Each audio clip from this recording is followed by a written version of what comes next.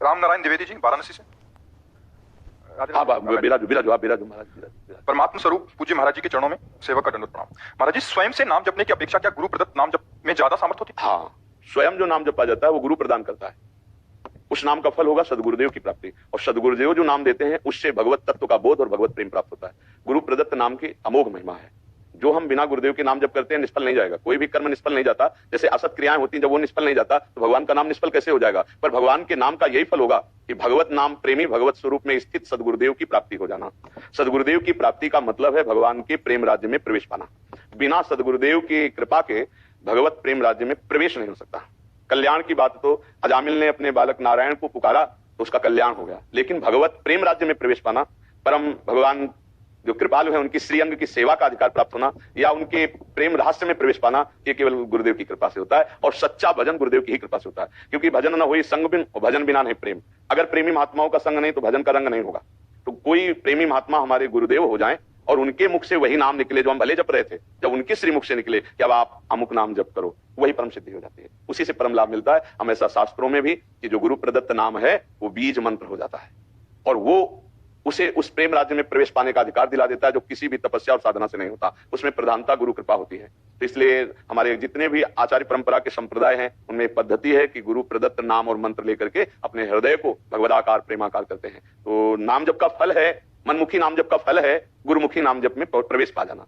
गुरुमुखी नाम जप का फल है प्रभु के प्रेम राज्य में प्रवेश पाना। भगवान की कृपा से गुरुदेव, गुरुदेव की कृपा से भगवान की कृपा का रसास्वादन। जब भगवान की कृपा होती है तब भक्तों का संग, प्रेमी जनों का। जब द्रोही दीन दयालु राग हो तो साधु संगति पाइए, और उनकी कृपा का फल होता है कि कृपा रस का रसास्वाद। प्रतिपल की कितनी कृपा, कितनी कृपा, और वो डूबता चला जाता है भगवत चिंतन करते हुए। भगवान की शरण में होते हुए प्रतिपल शरणागति होता रहता है। भगवान की शरण में होते हुए प्रतिपल भगवान को अपने प्राण न्यौछावर करके प्रतिपल न्यौछावर होता रहता है। ये गुरु कृपा से होता है। राजकुमार पाठक जी भोपाल से। राधे राधे। महाराज जी, आपके चरणों में कोटि कोटि प्रणाम। महाराज जी, संतों से सुना है कि सूक्ष्म शरीर मन, बुद्धि और अहंकार से बनता है। महाराज जी, ये मन और बुद्धि स्थूल शरीर में किस प्रकार उत्पन्न होते हैं? अब जब तक ज्ञान नहीं होगा तब तक कैसे जानोगे? रचना है, रचना, ये उत्पन्न नहीं, ये रचना है। इस स्थूल शरीर को चलाने के लिए सूक्ष्म शरीर है। सूक्ष्म शरीर का प्रभाव स्वभाव कारण शरीर से है। कारण शरीर त्रिगुणात्मिका माया के द्वारा रचा हुआ, और कारण शरीर से ही प्रेरित सूक्ष्म शरीर, सूक्ष्म शरीर से क्रियान्वित स्थूल शरीर। ये पूरा सिस्टम है। और इस पूरे सिस्टम को जो बाधित कर देता है वही जीवन मुक्त महापुरुष हो जाता है। किसका प्रश्न है?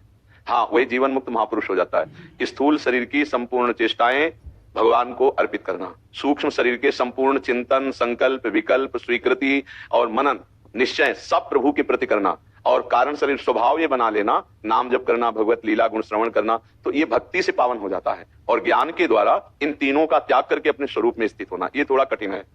इसमें गिरने में देर नहीं लगती। भक्ति में अगर हमसे कोई त्रुटि होती है तो हमारे प्रभु का अति उदार स्वरूप है, स्वभाव है, राहत न प्रभु चित चूक किए की, करत सुरत सहबार किए की। अनंत जन्मों से हमारा शरीर राग रहा है, देहाभिमान, मैं पुरुष हूं, मैं स्त्री हूं। जब तक ये नहीं मिटता तब तक हमारा कल्याण या मोक्ष या प्रेम प्राप्ति नहीं होती है। तो हम भाव से भाव को काटते हैं, भगवत भाव से देह भाव को काटते हैं भक्ति में। ज्ञान में ब्रह्म भाव से देह भाव को काटते हैं। थोड़ा वो कठिन मार्ग है। कठिन मार्ग है कि तीनों रागों का चिंतन ही न हो, न स्थूल शरीर का राग, न सूक्ष्म शरीर का राग, न कारण शरीर का राग। अचिंत्य में स्थित होना बहुत कठिन है। अब उसी अचिंत्य को चिंतन बना करके आराधना करना, ये भक्ति का लक्षण है। राम अतर्क बुद्धि मन वाणी, बुद्धि मन और वाणी से जो अतर्कनीय है वही प्रभु। जब हम नाम जप करते हैं, उनकी लीला गायन करते हैं, उनकी सेवा करते हैं, तो हमारे मन बुद्धि में आकर विराजमान हो जाते हैं। हमारी मन बुद्धि की सामर्थ्य नहीं कि वहां तक चल पाऊं। तो ये जो रचना है तीनों शरीर की, ये एक दूसरे से संबंधित है, और पूरा जीवन इन तीनों के ही आधार पर चलता रहता है। ज्ञानी पुरुष निरपेक्ष और निर्लिप्त हो जाता है, भक्त आसक्त प्रभु में होकर के इनसे अनासक्त हो जाता है। अब दोनों में से जो अपना अधिकार हृदय का देखे उसके अनुसार उस मार्ग में चले।